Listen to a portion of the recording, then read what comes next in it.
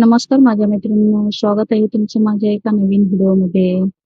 तर मैत्रिणींनो, मी आज तुमच्यासाठी एक नवीन आणि खास असा जुगाड घेऊन आलेली आहे. तर हा जुगाड आहे मेहंदीच्या कोनचा. तर बघा आता, आपण जेव्हा मेहंदीचे कोन आणतो मार्केटमधून, तेव्हा त्या मेहंदीच्या कोनमध्ये खूप सारी मेहंदी उरलेली असते.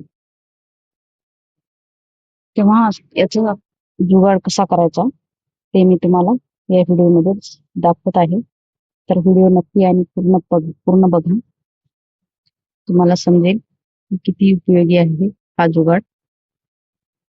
तर आता माझ्याकडे 4 मेहंदीचे कोन आणलेले होते. 3 मेहंदीचे कोन काढून झालेले होते, पण प्रत्येक कोनामध्ये थोडी मेहंदी उरलेली होती आणि मेहंदी उरल्यामुळे आपण असं फेकून तर देऊ शकत नाही, म्हणून हा जुगाड आहे. तर मी या मेहंदीचे जे कोन आहेत त्यातली मेहंदी पूर्णपणे काढून घेतलेली आहे. तर हा बघा, हा डबा पूर्ण भरलेला आहे. एक डबा पूर्ण भरल्यानंतर मी आज थोडंसं उरले होतं म्हणून दुसऱ्या डब्यामध्ये टाकून घेत आहे. हा डबा पूर्ण भरल्यामुळे ढक्कन लागण्याची दाट शक्यता होती. ढक्कन लागूच शकत नाही, म्हणून मी त्यातली थोडीशी मेहंदी काढलेली आहे आणि या डब्यामध्ये टाकून घेतलेली आहे. तर बघा, आता हे जे 3 कोन होते अर्धे अर्धे संपलेले, त्यातली ही मेहंदी आहे.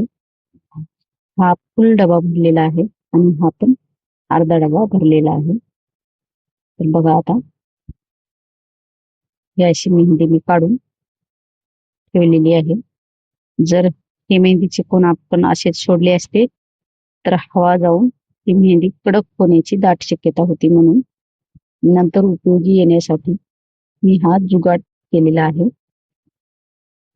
तर मैत्रिणींनो, तुम्हाला माझा हा जुगाड कसा वाटला ते कमेंटमध्ये सांगा आणि माझ्या चॅनलला लाईक आणि सबस्क्राईब करायला विसरू नका. आणि तुम्ही सुद्धा अशा प्रकारे जुगाड करू शकता. खूप छान असा जुगाड आहे. अगदी थोडी सुद्धा मेहंदी वाया जाणार नाही. आता हे बघा, 3 कोन मधले चांगली अशी 1.5 डब्बा मेहंदी निघालेली आहे. ही आपण अशी ढक्कन व्यवस्थित लावून ठेवल्यानंतर आपल्याला कधीही उपयोगी पडू शकते. आणि हे जे कोन होता त्याला सुद्धा होल होतं, म्हणून त्याच्यामध्ये टच पिन जात नव्हती, म्हणून मी त्याला थोडीशी चिकट टेप लावून घेतलेला आहे आणि त्याला वरतून चिटकून घेतलेला आहे.